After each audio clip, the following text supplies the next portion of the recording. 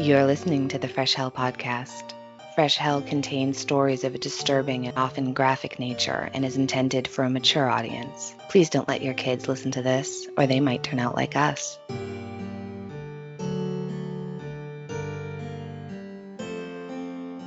Hello, friends. I'm Annie in America.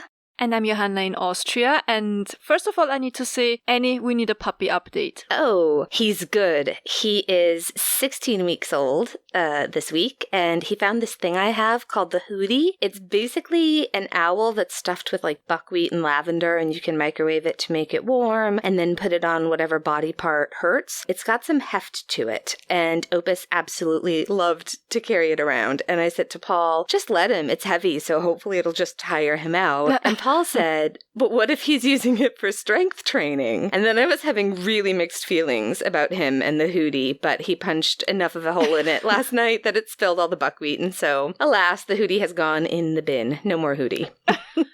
Philip used to say that we should have Jam drag around like a truck tire or a really heavy kettlebell. But then he was like, it's probably not a good idea because it would only make him stronger and give him more stamina. Exactly. Harder to defeat in battle. Puppies they're awesome and exhausting and bitey. Yeah. How are Jim and Leela? They are great.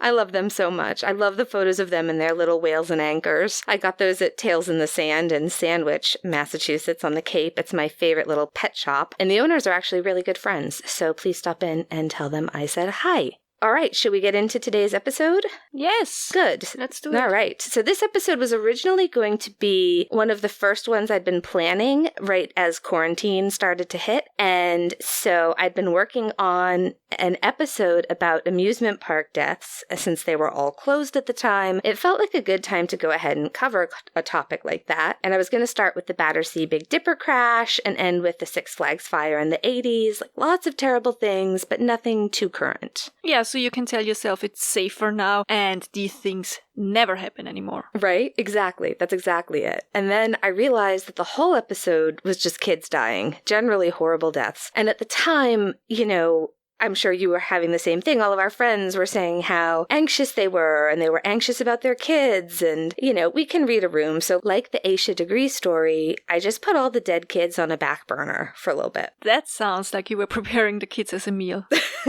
Yeah.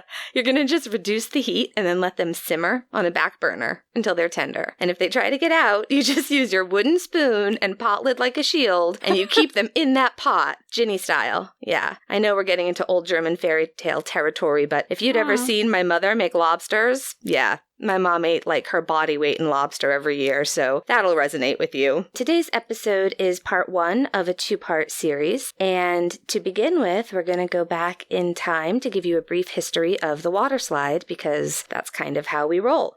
I guess the only warning would be that this episode is about water park deaths, and so if you're going to one soon, maybe skip this week. And next week, we're going to be talking about all manner of terrible injury and death, and this is a tough one. And we're going to do another episode down the line about roller coasters and other ride tragedies, but today we're going to focus on water rides. We like to suck the fun out of your life slowly. So one of the earliest water slides was in New Zealand, and it was part of the 1906 International Exhibition. Have you been to New Zealand? We've always wanted to go, but haven't yet. No, not yet. It's one of these destinations that would require at least 3 to 4 weeks of vacation. At least that's what I think. Yeah. So one day, maybe. Yeah, I agree. All of a sudden, my dad really wants to go, and we're all in love with their prime minister, so they'd probably have to deport us forcibly once they reopen. But to get back to our New Zealand water slide, we want to tell you that on this, a lot of the information came from the Christchurch Library collection, which is a great resource. They also have a great amount of information and photos on this, and we'll link to it in our sources as usual. So New Zealand has a huge international exhibition in Christchurch from the 1st of November 1906 until 15th of April 1907. So the end of spring to mid-fall. Yeah. Their spring, at least. Yes, their spring. I always forget that they're switched around. The world is weird. It was weird the first time I was in Australia during winter and we went to the beach. Yeah. But okay, so this exhibition, it had been orchestrated by Richard Seddon, who was the Premier of New Zealand at the time, and tragically he died at sea about 5 months before the exhibition opened, and he unfortunately never saw his plan come to fruition. So the exhibition was your usual exhibition with beautiful buildings and grounds created for the event, agricultural displays, animals like camels, monkeys, a replica Maori village, courts for Canada and Great Britain, and all the other Commonwealth countries' dedicated spaces highlighting the arts and natural history. Basically what you imagine a proper World Fair or exhibition to be. Yeah, it sounds great. We still have something like this here. It's called the Big E, or the Eastern States Exposition, and it's sort of like, how in America we have state fairs are really common, but in New England, this is our state fair. So it's one fair for all of New England. But every state has a building to visit, a replica of their original state house, and then there's like shopping, which is my favorite part. So for example, in Maine, you might find the food carts that you would get at any big fair, and like by Maine, you'll find like lobster rolls and blueberry pie and potatoes. And, in Vermont, you can buy flannel shirts and flannel sheets, and you can get Massachusetts cranberries, that kind of thing. So there's a lot of town fairs like the Topsfield Fair and county fairs, but there's, for state fairs, we've just got the Big E. When we were as kids, though, we totally went for the rides. So did you also have a childhood filled with now seem like very iffy carnival rides? Yeah, and I always hated carnival rides. I was scared to death. One time as a child, I flew out of a bumper car. Oh no, that's terrifying. Yeah, it was. I was lying there in the middle and all the bumper cars were just, driving around me like crazy. Funnily enough, as a grown-up now, I love everything that spins and drops, and the crazier the better, which is weird considering my fear of heights. I still despise bumper cars though. Never been in one again after that incident. I can't blame you. I also love roller coasters even though I'm terrified of heights. I hate going up, that bit where you're Yeah. Just slowly click, click, click, click, click. And as you're like, it's like, just keep your eyes straight ahead. Don't look down. Don't look down. Oh, I hate that part. Once I'm plummeting toward Earth, I'm fine. It's just the going up bit. Unfortunately, my roller coaster days are pretty much over now. But smaller rides are still okay. And I'm glad I did all those big, scary rides in my youth. Of course, the rides and games are a big part of these huge fairs, and New Zealand was no different. There was an area called Wonderland, and it was like a small amusement park. It had a toboggan ride and Katzenjammer Castle. Katzenjammer, as I would say. That's a Moira Rose word. And I'm going to link to an article that I read that describes the fair. And it's like, it's a great way to escape the workaday world. And it describes Katzenjammer Castle, and any fellow Schitt's Creek fans out there are going to really enjoy this article. I think either Dan Levy or Catherine O'Hara must have read this article. But anyway, Katzenjammer. It's a good word. But it's Katzenjammer. Jammern is moaning. So it's a German word for hangover. Okay. But it means the noise that little baby kittens make when they're screeching and screaming, because jammern means moaning or crying. Oh. But it doesn't sound very spooky when you describe it as baby kittens crying. It's not spooky. No. It's not a spooky word. It's hangover, or any time you feel super miserable. That's a Katzenjammer. When you have like headache and everything hurts and you're just like, ugh. Oh, that's me every day. That's fine then. Yeah, every day is Katzenjammer. Every day is Katzenjammer over here. I need that on a t-shirt now. So, Katzenjammer Castle, like a fun house of the spooky fuckery variety, and it was here at Wonderland that we see the first definitely recorded water slide, and it was called the Water Chute. So it was a small boat or sled-looking device, and it held 9 people. So there were 8 well-dressed Edwardian passengers and 1 ride operator who steered, and, women steer in a loosest way possible, down a wooden track, and it would hit the water and skip across it 3 times, and the guest would get off the ride on dry land. See, I would say this is more of a water ride than a water slide, but I guess it's technically a slide into the water, so... Yeah, and if you look up water slide history, this is the one everyone mentions. The Katzenjammer Castle and Water Chute were the big attractions. And although the exhibition lost money, it did help with tourism at the time. The population of New Zealand was less than 1 million, and they had nearly 2 million attend the exhibition. Can you imagine? Amazing. So not long after the exhibition ended, Wonderland closed down and the slide was dismantled and sold to another amusement park at Days Bay, Wellington, where it remained popular until World War I started. And, no one felt, it was not right going to amusement parks at home anymore. Yeah, times have changed, huh? So the second water slide that we're going to talk about, and the first one here in the United States, was thanks to Herbert Sellner. He was from Faribault, Minnesota. So I really hope I've pronounced that correctly. He built his water toboggan slide in 1923. And like the New Zealand slide, you didn't sink into the water, but you sort of skipped across the top of it like a stone. He also patented this weird water wheel thing, and I found the patent for it and I sent a photo of it to you, and your thought, I think, initially was also how many people were maimed on that thing. My thought was, what could possibly go wrong? Yeah, and I searched, Sellner water wheel maiming, Sellner water wheel, accidents. No, nothing, just nothing. It does look like it's made for maiming. It really does, and we'll post photos of it in our Facebook group. Yeah, we've got some amazing photos of the New Zealand slide, too.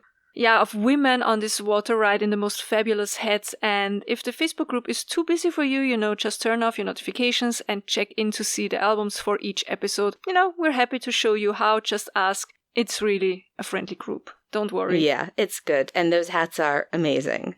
All right, what's next? So Herbert Sellner, he's pretty famous in the world of carnival rides because he also invented the tilt-a-whirl. Do you know what the tilt-a-whirl is? I had to look it up, and here in our amusement park in Vienna, the Wiener Prater, it's called breakdance. Breakdance. Okay. Mm-hmm. And I read that in the UK it's called Walzer. Oh. Well, originally it was the tilt-a-whirl. It's just a carriage. I think it was sort of a precursor to the teacups, but it's a little bit, you move a little bit more. You kind of swing. I don't know. It's fun.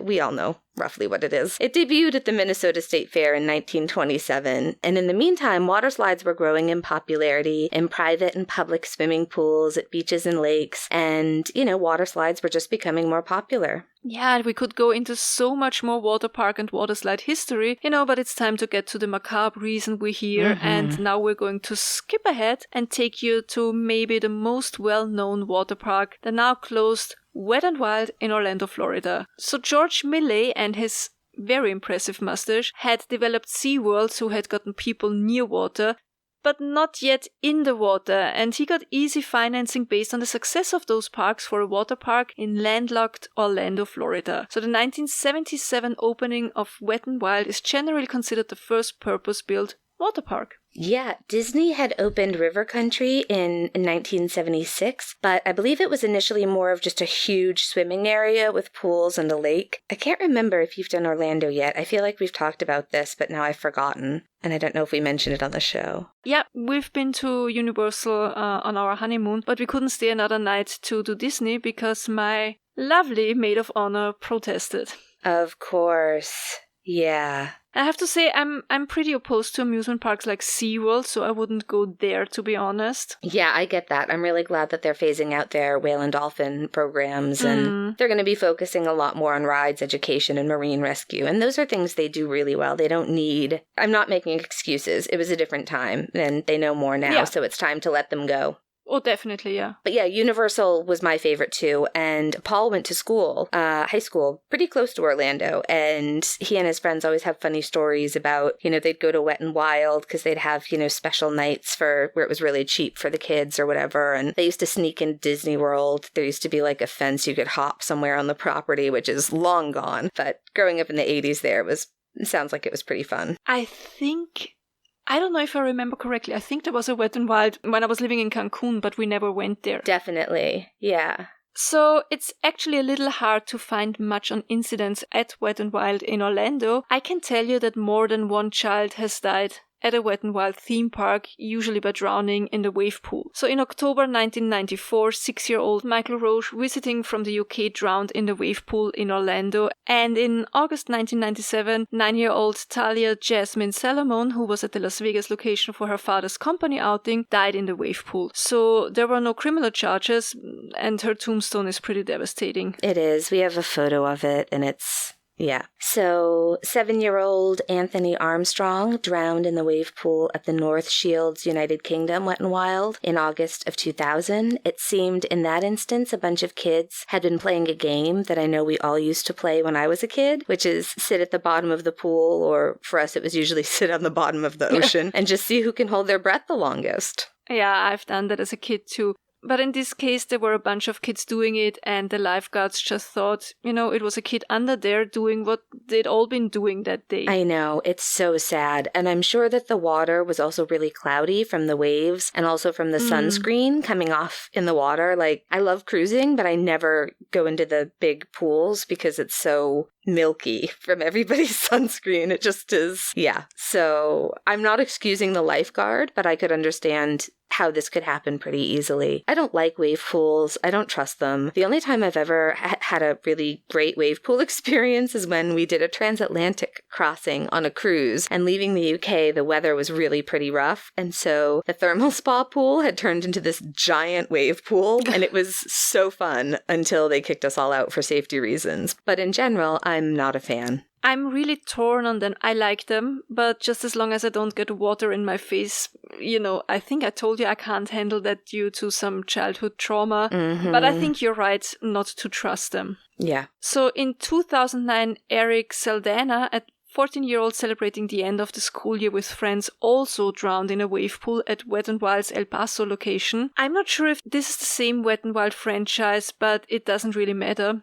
And in 2019, 15-year-old Trey Wallace died after being pulled unresponsive from the wave pool at Oceans of Fun in Kansas City, Missouri, where he had gone on a trip with his church group. So that last one, of course, as I said, it wasn't at Wet n Wild. Yeah, and Wet n Wild is a little bit complicated because there's so many of them around the world now, and there's Wet_N Wild, and then there's Wet_N_ Wild, and they're two different things. Oh, I didn't know that. It seems like, but yeah, these kind of tragedies, they happen in wave pools all over the world. And the reason we were bringing up Wet n Wild as an example is just that it really was sort of the first purpose-built water park, and pretty much all other water parks were modeled after it. It looks like their only ones that are left are actually Brazil, Mexico, and North Carolina that are still open. So I don't know if it's the same one that you were near in Mexico. I guess, yeah. Yeah, the rest have been sold off. But this idea spread around the globe, and according to the World Water Park Association, in 1983, just 6 years after Malay had created the first water park, the United States had 29 large water parks and 38 wave pools. All right, so let's talk about a few more really tragic incidents. The next is being the incredibly awful and terrifying death of Hayley Williams at the Oakwood Amusement Park in Wales. So in an article for the Daily Mail, Luke Salkfeld writes about the ride that she was on, which was called Hydro. And he writes, quote,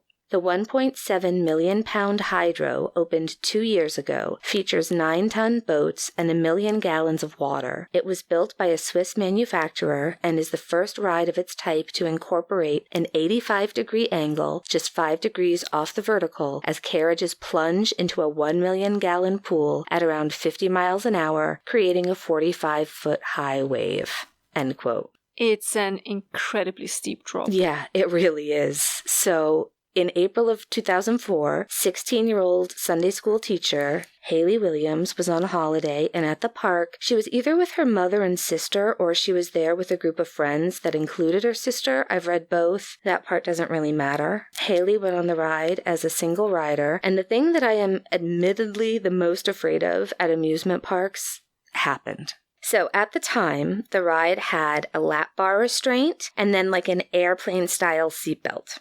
And apparently they'd had some issues with them, and they had workers who weren't really paying the closest attention to how securely fastened those lap bars were. I always make mine. In fact, I've had them say to me, "That's too tight," and they'll have to release them and then re-click them because they'll say to me, "You can't, you're going to hurt yourself, that's too tight." And I'm like, "No, I'm fine, I don't need to breathe, it's fine, I feel secure." I always am so paranoid about it, but it seems in this case, they didn't check her lap bar, and there was a problem, and it wasn't secure. And as the boat she was in rockets around the corner, getting ready for the steep dive, she was thrown off the ride. Her family and other riders saw it happen. Many of them thought that she had lost her yellow poncho, and when they realized what had happened, They were absolutely horrified. I can't even imagine. I know. She fell over 100 feet and was killed when she landed in the water below the ride. Another 10-year-old boy was also hospitalized, and some reports say that he also fell, but I don't think he did. I believe he made a complete recovery, and he believes that he was hit by Hayley's foot as she fell. Yeah. The CCTV footage showed that the ride operators were not paying close attention to the safety of the restraints, which I'm not going to name any names, but in the past I've been in different rides at different well-known amusement parks, and I know they're told to hurry up because of the lines, but you can sometimes just get a feeling, you know what I mean, for the people in charge of making sure that you're secured properly, and there's just nothing worse than feeling that someone's not being diligent. That's the thing, people, when they do a job for a while without anything ever happening, especially when they're under pressure from the corporation, for example, they tend to get negligent. And you really can't become negligent when there's people's lives involved. It's just, you can't do that. You know what I mean? I do, absolutely. And in this case, the park was fined £250,000. They were apparently not fined more because their business suffered after she had died, which, I mean, good. I feel so badly for her family. I know they were very upset and felt it wasn't a good enough punishment, and I agree. And then what ended up happening, they changed the name of the ride to Drenched and added shoulder restraints when the ride reopened. And we have a video to share of the ride, and honestly, I'm shocked it didn't already have shoulder restraints. I was too. Really surprised. And the infuriating thing was that this had happened before at an almost completely identical ride at Knott's Berry Farm in Buena Park, California. So in 2001, 40-year-old mother of 5, Lori Mason-Larez, also fell from the ride at the top and also died of the injuries she sustained on impact. And the thing that's really upsetting in this case is that her weight was blamed for her death. But it's complicated. Basically, the conclusion was that because she was a larger woman, the lap bar didn't hold her securely in, and the seatbelt wouldn't fit. They didn't have seatbelt expanders. So she didn't wear the seatbelt, and because the lap bar was also not in the correct position, she was thrown from the ride at the top, just like Hayley. But unlike in Hayley's case, there wasn't a malfunction, but I would still say the park was as culpable because her death was studied and it was determined that she just never should have been allowed on the ride and that they need size requirements on these rides. I know some people will say, hang on, that's not fair, that's discrimination. But at Universal Studios, for example, there are some rides where they have 1 or 2 of the actual cars located near the entrance to the line for the ride. It's where they check your height, and they also check to make sure that you can sit and close the shoulder restraints. And the fact of the matter is that both my husband and myself have been of a size where, nope, we're too big. That bar is not going to come down and lock. And you know what? We don't go on the ride. And it sucks. It's a real bummer. But I think it's great to have that ride seat to try out so that you don't wait in line for an hour or 2, only to have them not being able to properly close the shoulder restraints, which is like, then it feels like insult to injury. You know what I mean? And it's not just an issue for people who are heavier, but also people who are very tall, people who are very petite, or just oddly shaped. So like when I was on prednisone, I legitimately looked 9 months pregnant. My stomach swelled so much. I wore maternity pants. Strangers would touch my stomach and ask when I was due, and then give me the side eye when I'd light a cigarette and rub my belly real slow looking at them, making eye contact later. But listen, there are a million reasons why you might not fit in a ride seat because you're too small or you're too big. But I think that rides are just designed for the safety of the average size rider with a pretty large size differential, you know, from the age you are as a kid to ride to how big you need to be for when I can't get things, you know, securely fastened on myself. And I just think if you're too small or too large to safely ride, it's the park's responsibility to let you know that and ensure the best possible safety precautions for their guests. And yeah, it sucks to have to tell a guest no and risk a confrontation or to not be tall enough for the ride you really want to ride. But once we went on roller coasters geared to kids at a famous park, and my sister was coming out from underneath the lap bar. My mother was like a goddamn octopus. She had her legs and arms completely wrapped around my sister, trying to keep her in the car. It was because she was absolutely too small for that ride. They should not have allowed her on, but she met the very basic requirements.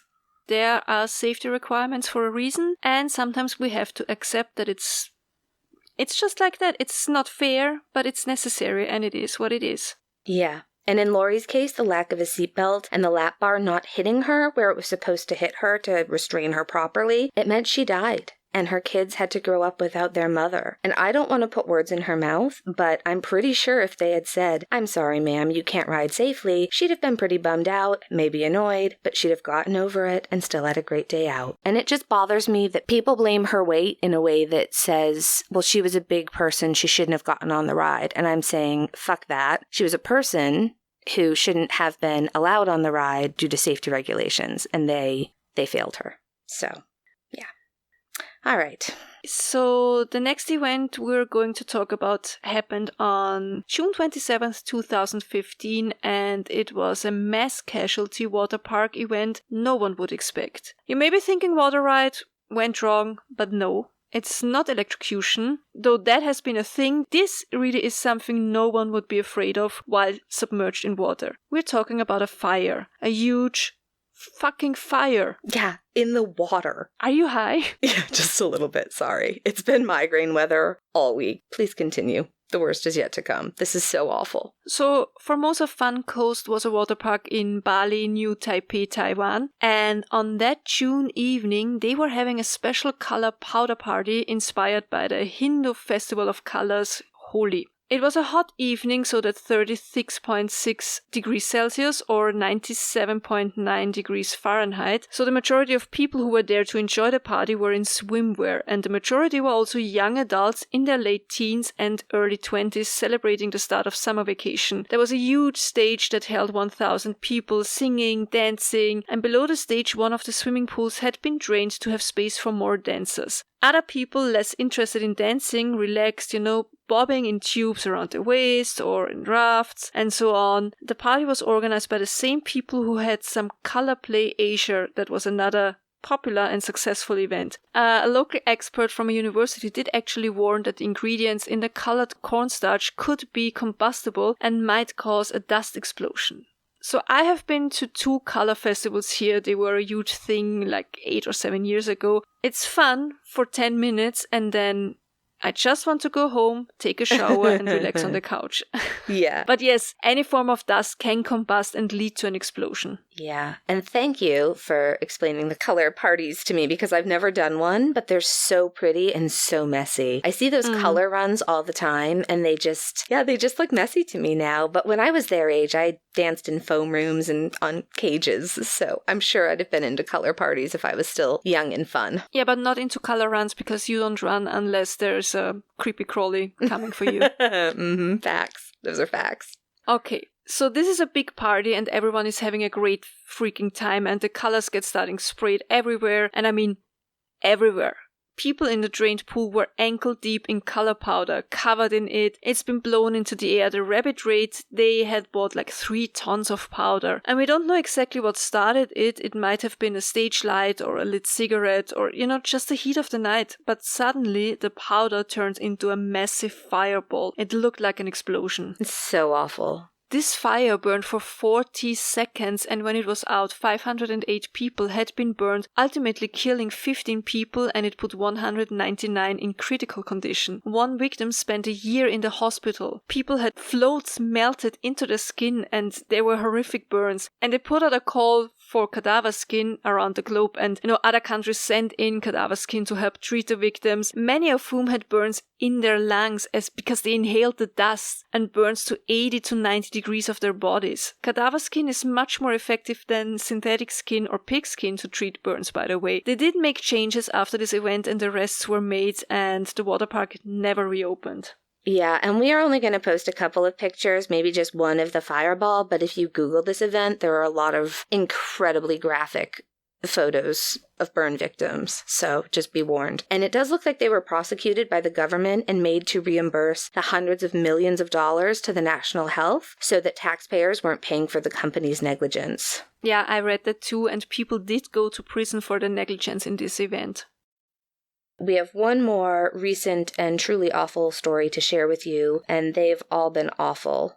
So this next one, it's recent, but we have to mention it. Yeah. So Dreamworld Australia on the Thunder River Rabbits ride.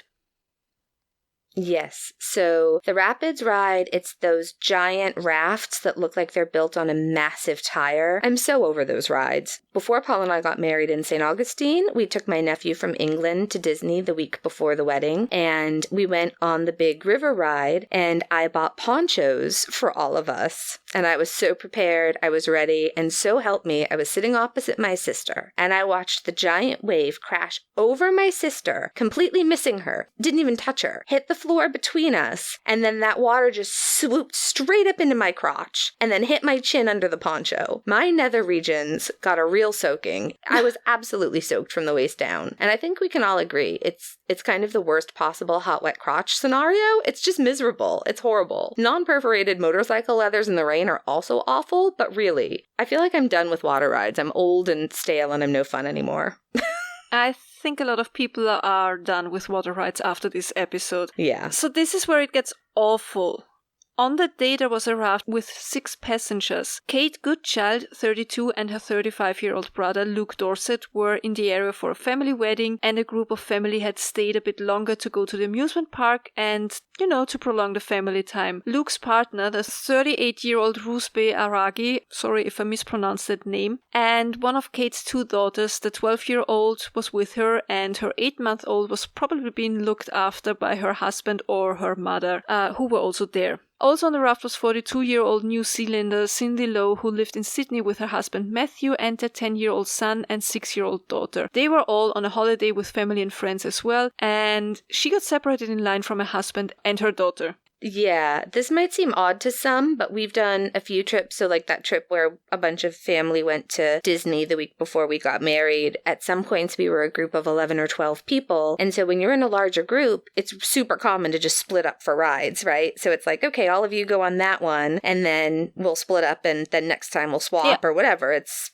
super common. When we did Disney with my nephew, we all wanted to ride with him. So we had to take turns. But this is, it's just heartbreaking. Yeah, it is. So there was a problem. A pump had broken down and it stopped the flow of water, and an empty raft just ahead of theirs got stuck. And it was only 15 seconds that an empty raft was stuck, and the water that usually propels it having stopped with the broken pump. And as the next raft approached it with our 6 passengers, it crashed into it, and they look like huge bumper boats. So that's my nightmare. Yeah. And you imagine that the bump and, the second raft would push the stuck one along, but that's not what happens. It was moving fast enough that the raft with people in it was bumped back way too hard, and it lifted up, and with the conveyor belt beneath it still moving, it flipped the raft, crushing and killing 2 of the passengers instantly. 2 other passengers were trapped under the raft and pulled under the conveyor system and drowned. Both of the children on the ride were thrown off and survived, and they were physically unharmed. Yeah, physically. I mean, I think this one bothers me more than the others because, I think we all look at rides and we think, would I survive this? Like, if this thing collapsed or this thing happened, would this be all right? It's like we got evacuated off the top of Space Mountain once. That's a story for another day. Yeah, when we do the non-water ride tragedies. Yeah, we're going to ruin all the rides. But yeah, the thing that bothered me most with Dreamworld is that these river ride types, they always seem like really low risk. Like, you look at them and you think, well, that's perfectly safe. And what happened was so unexpected and just unbelievably tragic and awful. And that one family lost their son and daughter. It's just so sad.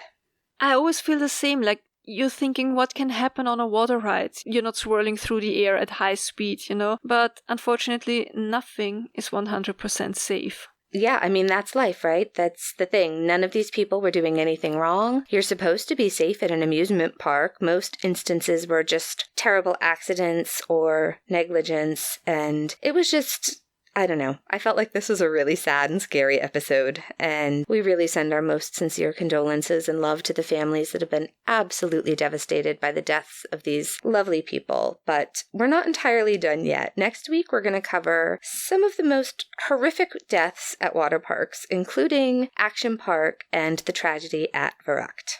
Now, why don't we talk about something good? You want to start? Oh, sure. My something good is that this past week, 3 of Opus's siblings came to visit, and it was just wonderful. We had such a great time with his siblings and their people this weekend. It was amazing. I think he's still a little bit tired, and we can't wait to do it again. I wish we could be there for a doggy party. I know. One time. I know. It makes me sad our dogs will never meet. Yeah. I know. So my something good is a book I just read and where an amusement park plays a bit of a role, and it's called The 5 People You Meet in Heaven by Mitch Albom. Lately, I'm only reading novels and non-fiction books that talk about the afterlife. I wonder why. It is comforting to me, and if you're in a similar situation as Annie and I are, I can highly recommend it. Read it. It's lovely. I just started with the next one. It's called The Next Person You Meet in Heaven. I don't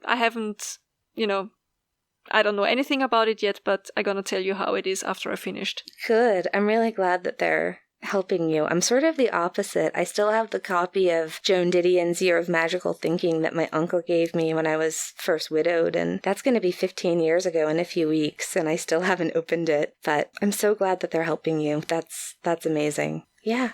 So thanks for listening, friends.